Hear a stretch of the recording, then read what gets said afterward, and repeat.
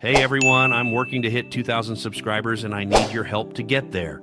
If you enjoy the content, please hit that subscribe button right now. There is a question hanging over Dodger Stadium right now that nobody wants to answer out loud. But everybody is thinking, Freddie Freeman wants to die a Dodger. He said it, with a smile on his face, Southern California's sun in his heart.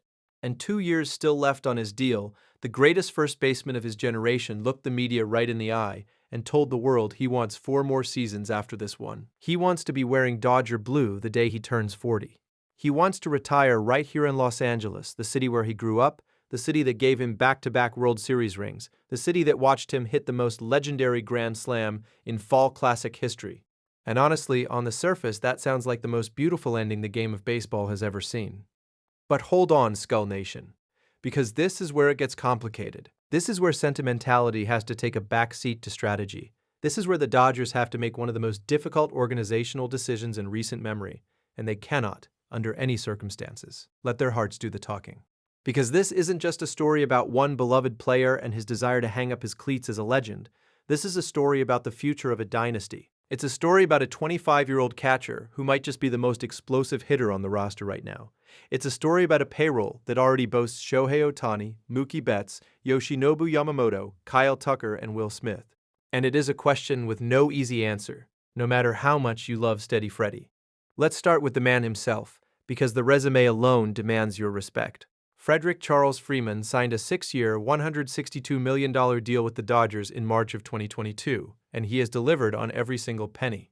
Since arriving in Los Angeles, he has slashed a combined 310/391/516 across 4 full seasons. He has been named an All-Star 4 times in Dodger blue. He has won 2 World Series championships, adding to the one he already had from Atlanta in 2021. And in the 2024 World Series against the New York Yankees, he put together the most iconic individual Fall Classic performance since Reggie Jackson, including the first walk-off Grand Slam in World Series history. That moment alone would have made him a Dodger legend for eternity. But Freddie Freeman didn't just do it once. He did it over and over again, every year, every October, every time the lights got brightest. This man is a future Hall of Famer.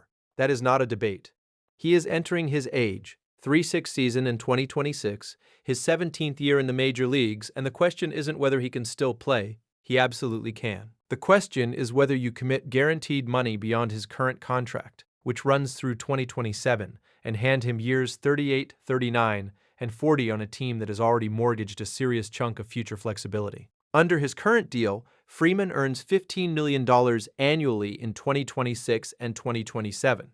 A legitimately bargain number for a player of his caliber, especially given the deferred structure of the contract. And Freeman himself has made it clear. He isn't demanding a king's ransom. He isn't sitting in someone's office banging on the table. He's saying he wants to stay, he loves it here. He's from Southern California, and if the Dodgers want him, he'll make it work. He even referenced the model Clayton Kershaw used in the twilight of his career. 1-year deals, renegotiated annually, a handshake with integrity approach that kept one of the greatest pitchers alive at Dodger until his final game. That's the emotional case, and it is a powerful one.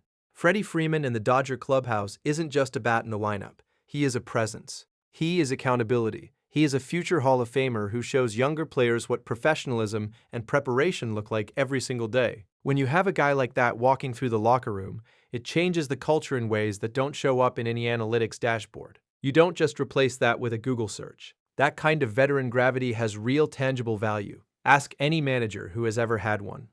But here comes Dalton Rushing, and suddenly this is a whole different conversation.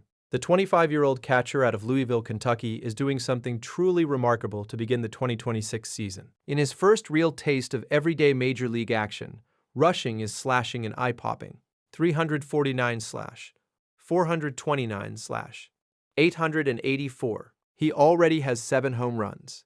He is outperforming Shohei Ohtani in weighted runs created plus, meaning by certain advanced metrics, Dalton Rushing is the most defensively productive player on the entire Dodger roster right now. On April 6th alone, he went 4 for 4 with 2 home runs. He is young, he is ferocious, he is under team control through 2032 with no arbitration until 2029, and he is currently one of the most electric players in the entire sport. The fans have fallen in love. The highlights are going viral, and the narrative that Dalton Rushing is going to be a superstar is building by the day. Now here is where we pump the brakes, and this is important. Rushing has played roughly 1 month of Major League Baseball. 1 month.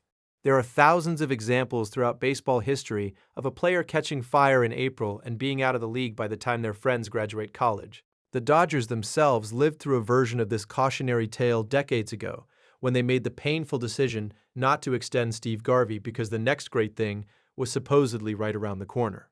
That next great thing turned out to be Greg Brock, who had a cup of coffee, bounced to Milwaukee, and quietly disappeared from the sport. Steve Garvey's number is not retired at Dodger Stadium today. The lesson is carved in the franchise's DNA. Hot prospects are not sure things, and sure things are not always replaceable. What makes this even more layered is that Rushing isn't technically competing for Freeman's position. Rushing is primarily a catcher. Freeman plays first base. They can theoretically coexist on the same roster, and they have been doing exactly that. But the financial reality of extending Freeman into his late 30s, at a time when the organization is already carrying one of the most expensive rosters in baseball history, means that every dollar committed to the past is a dollar not available for the future. And Andrew Friedman runs this operation like a chess grandmaster. He is always thinking 3 moves ahead, and he has consistently made the right call even when it was the harder, more emotionally painful one. Think about the parallels with Clayton Kershaw. The Dodgers loved Kershaw. The fans worshipped him. He is arguably the greatest pitcher in franchise history. And yet when the window demanded sacrifice, when the roster construction required elite rotation upgrades, the organization made the agonizing decision to stop leaning on Kershaw as their ace and bring in Yoshinobu Yamamoto, Tyler Glasnow, Blake Snell, and others. The result? 2 consecutive World Series championships. Sometimes letting go of what you love is exactly what wins rings. Now fold in the Kyle Tucker situation, because it matters more than people are acknowledging. The Dodgers handed Tucker a staggering 4-year, $240 million contract, the highest average annual value in baseball history. And through the first month of 2026, the numbers have been, let's be honest, rough. He is batting around .236 through his first 28 games. His slugging percentage is the lowest of his career since his rookie season. He has been chasing pitches below the strike zone at an alarming rate. His first pitch swing rate ballooned to over 50% early in the season. Manager Dave Roberts has already publicly noted the trend, saying that Tucker is getting out of his zone and chasing low pitches more than he ever has. The coaching staff believes he is pressing, doing too much, trying to justify the monstrous deal, and in doing so completely abandoning the natural swing and elite plate discipline that made him worth $240 million in the first place.